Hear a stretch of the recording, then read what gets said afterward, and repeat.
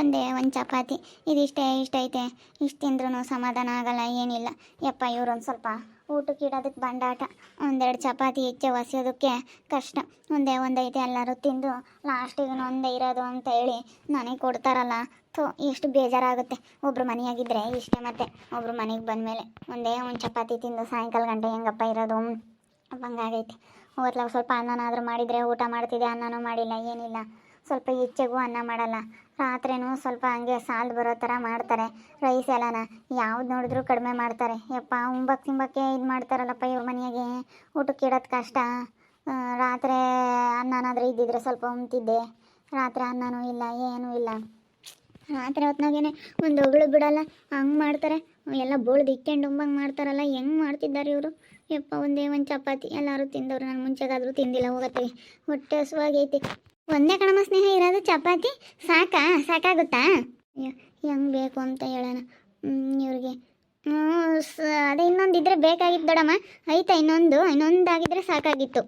ಇಲ್ಲ, ಅದೊಂದೇ ಒಂದಿರೋದು, ಇನ್ನೊಂದಿಲ್ಲ, ಏನಿಲ್ಲ. ನಾನು ಇನ್ನೊಬ್ಳಿಗೆ ಅಂತೇಳಿ ಅದನ್ನ ತೆಗ್ದಿಕ್ಕೆ. ನಾನು ಈಗ ನಮ್ಮನೆಗೆ ಆಗಿದ್ರೆ ಸರಿ ಹೋಗೋದು, ನೀನು ಬೇರೆ ಎಕ್ಸ್ಟ್ರಾ ಆದಲ್ಲ, ಅದಕ್ಕೆ ಕಡಿಮೆ ಬಂತು ಅಷ್ಟೇ. ಬಿಡು, ಮಧ್ಯಾಹ್ನಕ್ಕೆ ಅನ್ನ ಮಾಡ್ತೀನಿ, ಅನ್ನ ಊಟ ಮಾಡಮಂತೆ. ಇವಾಗ ಅದೊಂದೇ ಒಂದು ತಿನ್ನು ಸಾಕಿನೇನು ಮಾಡೋಣ. ಇಲ್ಲದ್ದು ಎಲ್ಲಿ ತಗೊಂಬರೋಣ. ನಾನು ಒಂದು ಅರ್ಧ ಕೆ ಜಿ ತಗೊಂಬಂದಿದ್ನ ಹಿಟ್ಟು, ಗೋಧಿ ಹಿಟ್ಟು ಒಂದು ಅರ್ಧ ಕೆ ಜಿ ಕಲಸಿ ಮಾಡಿದ್ದಷ್ಟೇ. ಒಂದೇ ಒಂದು ಉಳ್ಕಂತು, ಎಲ್ಲರೂ ತಿಂದರು. ನೀನು ತಿನ್ನು ಅಂದರೆ ಬಿಡು, ಆಮೇಲೆ ತಿಂತೀನಿ ಮಕ್ಕ ತೊಳ್ಕೊಂಡು ಅದಕ್ಕೆ ಸುಮ್ಮನೆ ಅದೇ. ಅಲ್ಲ, ಒಂದೇ ಒಂದು ಸಾಕಾಗಲ್ಲ ನನಗೆ. ಇದು ಬೇರೆ ಸಣ್ಣ ಐತೆ, ದೊಡ್ಡದಾಗಾದ್ರೂ ಇದ್ದಿದ್ರೆ ಬಿಡಪ್ಪ ಅನ್ಬೋದಾಗಿತ್ತು. ಸ್ವಲ್ಪನೇ ಐತೆ. ಸರಿ ಆಯ್ತು ಬಿಡ್ದಣ, ಮತ್ಲಾಗ ಆಮೇಲೆ ಊಟ ಮಾಡ್ತೀನಿ. ಇಲ್ಲ ಅನ್ನಕ್ಕಿಕ್ರೆ ಆಮೇಲೆ ಉಣ್ತೀನಿ. ನಾವು ತಿಂದಿದ್ದೀವಿ ಇವಾಗಿಂದ, ನಾನು ಆಮೇಲಿಂದ ಮಾಡೋಣ ಬಿಡು. 1 ಗಂಟೆ 2 ಗಂಟೆ ಹಂಗೆ ಮಾಡೋಣ ಅನ್ನೋಣ. ಅವಾಗ ಮಾಡಿದ್ರೆ ಎಲ್ಲರಿಗೂ ಆಗುತ್ತೆ ಬಿಸಿ ಅದು. ಯಾಕಂದರೆ ಆರುತ್ತೆ ಇವಾಗ ಇಕ್ಕಿದ್ರೆ ತಿರ್ಗಾ. ಆಮೇಲೆ ಮಾಡೋಣ ಬಿಡು, ಆಮೇಲೆ ಊಟ ಮಾಡುವಂತೆ. ಸಾಕೊಂದು ತಿನ್ನು. ಚಪಾತಿ ತಿಂದರೆ ಸಾಕಮ್ಮ. ಇವಾಗೇನು ಏನಂತಮ್ಮ ಸ್ನೇಹಿಗೆ?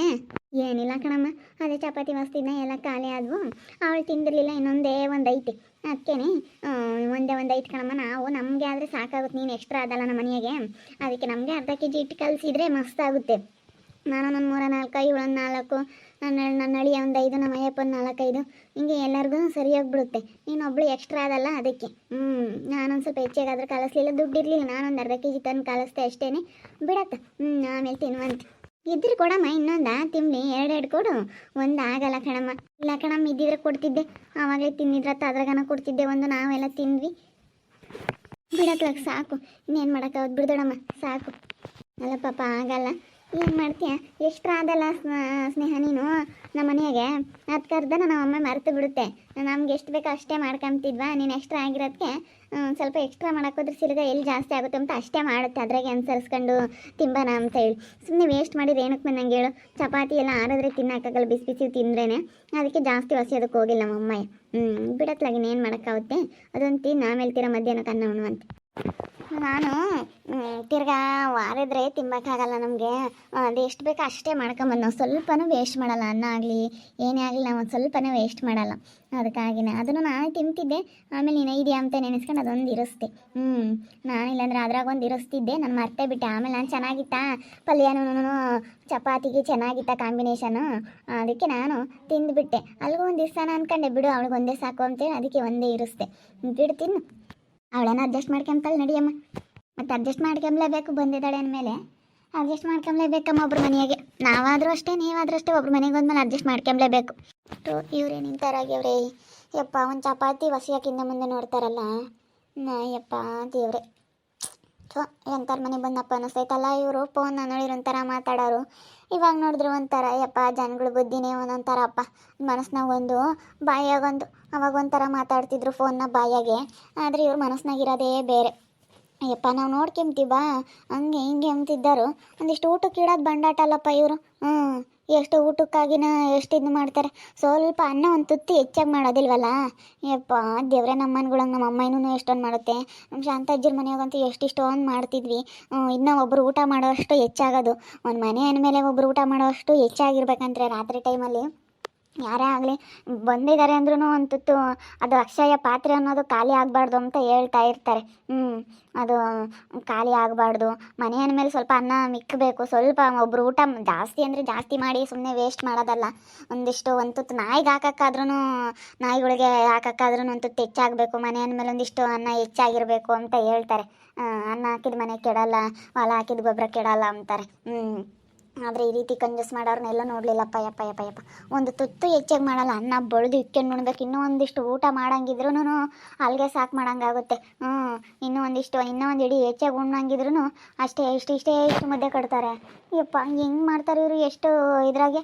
ಯಪ್ಪ ಇಂಥ ಊಟ ಮಾಡೋರು ನಾವು ನೋಡಲಿಲ್ಲಪ್ಪ. ಮಾಡೋಕ್ಕಾಗಲ್ಲ. ಬಂದಿದ್ದೀನಿ ಅಂದಮೇಲೆ ಅನುಸರಿಸ್ಕೊಂಡು ಹೋಗ್ಬೇಕಷ್ಟೇ. ಯಪ್ಪ ಯಾರು ಸವಸಕ್ಕೂ ಹೋಗಲ್ಲ ಇನ್ಮೇಲಿಂದ ರಂಜಿ. ಯಪ್ಪ ಒಂದೊಂದು ಡೇಟು ನೆನೆಸ್ಕೊಂಡ್ರೆ ಭಯ ಆಗ್ತೈತಿ. ಚೆನ್ನಾಗಿ ಹೊಡೆದಾಕ್ಬಿಟ್ರು. ಯಪ್ಪ ಹಂಗೆ ಹಿಂಗೆ ಹೊಡಿಲಿಲ್ಲ. ಹೆಂಗೆ ಹೊಡೆದ್ರು ಅಂದರೆ ನಿಜವಾಗ್ಲೂ ಅಮ್ಮ ವೇಟ್ಗಳು ನೆನೆಸ್ಕೊಬಿಟ್ರೆ ಯಾರು ಸವಸಕ್ಕೂ ಹೋಗಲ್ಲ ರಂಜಿ ಇನ್ಮೇಲಿಂದ ನಾನು. ನೋಡೆಂಗನ ನಿನ್ನ ದುಡ್ಡು ಇರೋದಕ್ಕೆ ಬಿಡಿಸ್ಕೊಂಬಂದೆ. ನಿನ್ನ ದುಡ್ಡು ಇತ್ತಲ್ಲ, ಹೆಂಗೋ ನೀನು 2.5 ಲಕ್ಷ ಗೆತ್ಕೊಂಬಂದಿರೋದಕ್ಕೆ ಅದ್ರಾಗೆ 50,000 ಖರ್ಚಾಯ್ತು. ಕಟ್ಟೆ ಬಿಡಿಸ್ಕೊಂಬಂದಿದ್ನಿ. ಹೆಂಗೋ ಈಸ್ಪೆಟ್ ಆಡೋದ ದುಡಿತೀರಾ ಅಂತ ಹೇಳಿ ಒಟ್ಟಿನಲ್ಲಿ ಆರಾಮಾಗೆ ನೀವು 1-2 ದಿನ ರೆಸ್ಟ್ ತಗೊಳ್ರಿ. ಸರಿಯಾಗಿ ಹೊಡೆದವ್ರೆ ಅನಿಸುತ್ತೆ. ಉಪ್ಪಿನ ಕಾವು ಕೊಡ್ಲಾ? ಪಾಪ ನಿಮ್ಮನ್ನು ನೋಡೋಕ್ಕಾಗಲ್ಲ. ದುಡ್ಡು ಇರೋದಕ್ಕೆ ದುಡ್ಡು ಕಟ್ಟಿ ಬಿಡಿಸ್ಕೊಂಬಂದೆ. ಏನೋ ಸಿಗೋದೇ ಇಲ್ಲ ಅಂದರು. ನಾನು ಊರಾಗೆಲ್ಲ ಕರ್ಕೊಂಡು ಹೋಗಿದ್ದು ಒಂದ್ಸತಿ ತಪ್ಪಾಯಿತು ಅಂತೇಳಿ 50,000 ಕಟ್ಟಿ ಬೇಲ್ ತಗೊಂಬಂದು ಬಿಡಿಸ್ಕೊಂಬಂದು ಎಷ್ಟು ಪಾಟ್ತಿದ್ದೆ ಗೊತ್ತೇ. ಅಮ್ಮ ಬೇಡ, ಬೆಂಡಿ ಜಾಕಿಟ್ ಸಾಕು. 2 ದಿವಸಕ್ಕೆ ಚೆನ್ನಾಗಿ ಬುದ್ಧಿ ಕಲ್ಕೊಂಡಿದ್ದೀನಿ. ಅಮ್ಮ ಲೇಪಿನೂ ಬೇಡ. ಲೇಪಿನ ಮಕ್ಕನೇ ನೋಡಲ್ಲಮ್ಮ. ಲೇಪಿನ ಸವಾಸನೇ ಬೇಡಮ್ಮ ತಾಯಿ. ಲೇಪಿ ಸವಾಸ ಬೇಡ. ಅವ್ರ ಸವಾಸಕ್ಕೆ ಹೋಗ್ಬೇಡ. ನಮ್ಮ ಕೆಲಸ ಆಯಿತು, ನಾವಾಯಿತು, ನಾವೇನೋ ಒಂದು ಮಾಡ್ಕೊಂಡಿರೋಣ. ನಷ್ಟ ಆದರೆ ನಮಗಾಗುತ್ತೆ, ಲಾಭ ಆದರೆ ನಮಗೆ ಬರುತ್ತೆ. ಅವ್ರ ಸವಾಸಕ್ಕೆ ಹೋಗೋದೇ ಬೇಡ. ಮತ್ತು ಅವ್ರ ಸವಾಸಕ್ಕೆ ಯಾಕೆ ಹೋಗ್ಬೇಕು ಹೇಳಿ? ನಾವು ಹೋಗೋದು ಬೇಡ. ನಮ್ಮ ಪಾಡಿಗೆ ನಾವಿರಾನ. ಅವ್ರ ತಂಟಿಗೆ ಹೋಗ್ದಂಗೆ ಸುಮ್ಮನಿರು. ಇವಾಗ ನಾನು ದುಡ್ಡು ಕಟ್ಟಿ ಬಿಡಿಸ್ಕೊಂಬಂದವಳಿ. ಇದೆಲ್ಲ ಏನು ಬೇಕ್ರಲ್ಲ ನಿಮಗೆ? ಎಂಥ ಚೆನ್ನಾಗಿ ಬಂಡವಾಳ ಮಾಡ್ಕೊಂಡು ಒಬ್ರು ಸುದ್ದಿಗೆ ಹೋಗ್ದಂಗೆ ನಿಮ್ಮ ಅಡವಿಗೆ ನೀವು ಬುದ್ಧಿವಂತರಾಗಿ ಇರಬೇಕು. ಆ ಕಡೆಗೆ ಸಂಗೀತನು ರಾಜನು ಅವ್ರನ್ನೆಲ್ಲ ಅವರು ಒಬ್ರು ಸುದ್ದಿಗೆ ಹೋಗಲ್ಲ, ಗಾಳಿ ಗಂಟ್ಲಿಗೆ ಹೋಗಲ್ಲ. ಅವ್ರ ಪಾಡಿಗೆ ಅವ್ರು ಹೆಂಗಿರ್ತಾರೆ ಅಂತ. ಯಾರು ಸವಸಕ್ಕೂ ಹೋಗಲ್ಲ ಕಣಮ್ಮ. ಆಮೇಲೆ ನನ್ನ ಕೆಲಸ ಏನಾಯ್ತು, ನಾನಾಯ್ತು. ಅಯ್ಯಪ್ಪ ಲೇಪಿ ಹೆಸರೇ ಬೇಡ. ಬೇಡಮ್ಮ ತಾಯಿ ಅಂತ ಏಟು. ಅಪ್ಪ ಅಮ್ಮಮ್ಮ ಬೇಡಮ್ಮ ತಾಯಿ ಬೇಡ. ನೆನೆಸ್ಕೊಂಡ್ರೆ ಅದೆಲ್ಲ ಡವ ಅಂತೈತಿ. ಭಯ ಆಗ್ತೈತೆ. ಬೇಡಮ್ಮ, ಯಾರಿಗೂ ಅಂಥದ್ದು ಬೇಡ. ಮತ್ತೆ ಅಂಥ ಸವಾಸನೆ ಬೇಡಪ್ಪ. ನಮ್ಮ ಪಾಡಿಗೆ ನಾವಿದ್ರೆ ಯಾವುದೂ ಇರಲ್ಲ. ಸುಮ್ಮನೆ ಇಲ್ಲೋಡು, ಏನೋ ತಲೆ ಕೆಡಿಸ್ಕೊಂಬಂದು ಬೇಡ. ನಮ್ಮ ಪಾಡಿಗೆ ನಾವು ಚೆನ್ನಾಗಿರೋಣ. ಇವಾಗ ಲೇಪಿನ ಮಾತಾಡ್ಸೋದು ಬೇಡ, ಸವಾಸನೆ ಬೇಡ. ಅವಳು ಹೇಳಿದ್ರು ಸಾಯೋವರೆಗೂ ನೀನು ಮಾತಾಡ್ಸಲ್ಲ ಅಂದ್ಲು. ಸರಿ ಆಯಿತು, ಮಾತಾಡಿಸ್ಬೇಡ ಅಂತೇಳಿ ಹೇಳಿದ್ದೀವಿ. ಅವಳು ಮಾತಾಡ್ಸಲ್ವಂತೆ, ನಾನು ಮಾತಾಡ್ಸಲ್ಲ. ಯಾರು ಮಾತಾಡ್ಸೋದು ಬೇಡ ಸಾಯೋವರೆಗೂ ಅಷ್ಟೇ. ನಮ್ಮ ಪಾಡಿಗೆ ನಾವಿರ್ತೀವಿ, ಅವಳ ಪಾಡಿಗೆ ಅವಳು ಇರ್ತಾಳೆ. ಹೆಂಗಾನೆ ಇರಲಿ ಅವಳು ಅಷ್ಟೇ. ತಲೆ ಕೆಡಿಸ್ಕೊಂಬದು ಬೇಡ. ಸರಿ ಆಯ್ತು ಹೇಳು, ಹಂಗೆ ಮಾಡೋಣ. ಯಾರು ಸವಾಸನೂ ಬೇಡ. ನೋಡಿದ್ರೆ ಕೇಳ್ತಿರ್ಲಿಲ್ಲ. ನಾವು ಹೇಳೋದು ಯಾಕೆ ಅಮ್ಮಂಗಾಗುತ್ತೆ. ನಾವು ಹೇಳೋದು ಒಳ್ಳೇದಕ್ಕೆ ಬೇಡ ಕಣಪ್ಪ ಅಂತವೆಲ್ಲ ಮಾಡಬೇಡ್ರಿ ಕಣ್ರು. ಸೆನಕ್ಕೆ ಕಿತ್ಕೊಂಡು ಹೋಗ್ರು, ಸೆನಕ್ಕಿರು ಅಂತ ಹೇಳಿ ನಾವು ಒಳ್ಳೇದು ಹೇಳ್ತೀವಿ ಹೊರ್ತು ನಮ್ಮ ಮಕ್ಕಳನ್ನೇನು ಹಾಳಾಗಲಿ ಅಂತ ಹೇಳಕ್ಕೆ ಭೂಮಿನೂ ನಿನ್ನ ತಮ್ಮ ನೋಡು ಹೇಳಿ ಚಿಕ್ಕನ. ಅವ್ರು ಯಾರು ಸುದ್ದಿಗೆ ಹೋಗ್ತಾರೆ? ಯಾರು ಸುದ್ದಿಗೆ ಹೋಗಲ್ಲ. ಅವ್ರು ಬದುಕೇನೋ ಬಾಳೆನೋ ಮಾಡ್ಕೊಂಡು ಹೆಂಗಿರ್ತಾರೆ. ಹಾಗಾಗಿ ಅವ್ರ ತರನ ನೋಡಿ ಬುದ್ಧಿ ಕಲ್ತ್ಕೋಬೇಕು. ಜೀವನದಾಗ ನೋಡಿ ಅವ್ರು ಹೆಂಗಿದ್ದಾರೆ, ಅದಕ್ಕೆ ಹಂಗೆ ಇದ್ದಾರೆ ಅಂತೇಳಿ ತಿಳ್ಕೊಬೇಕು. ಗೌರವಾಗಿ ಒಬ್ಬರು ಸುದ್ದಿಗೆ ಹೋಗ್ದಂಗೆ ನಮ್ಮ ಬದುಕು ಭಾಳ ಮಾಡ್ಕೊಂಡು ಇದ್ಬಿಟ್ರೆ ಜೀವನದಾಗ ಘನವಾಗಿ ಮುಂದುವರಿಬೋದು.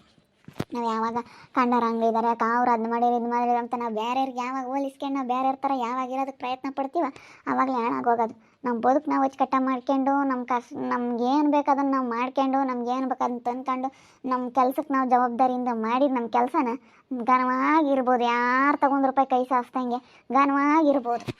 ಕಣಮ್ಮ ನೀನು ಹೇಳೋದು ಸರಿ. ನಮ್ಮ ಅಯ್ಯಪ್ಪನ ಬಿಡಿಸ್ಕೊಂಬಂದೆ ದುಡ್ಡು ಕಟ್ಟಿ. ಏನು ಮಾಡೋಣ ಇವಾಗಂತೂ.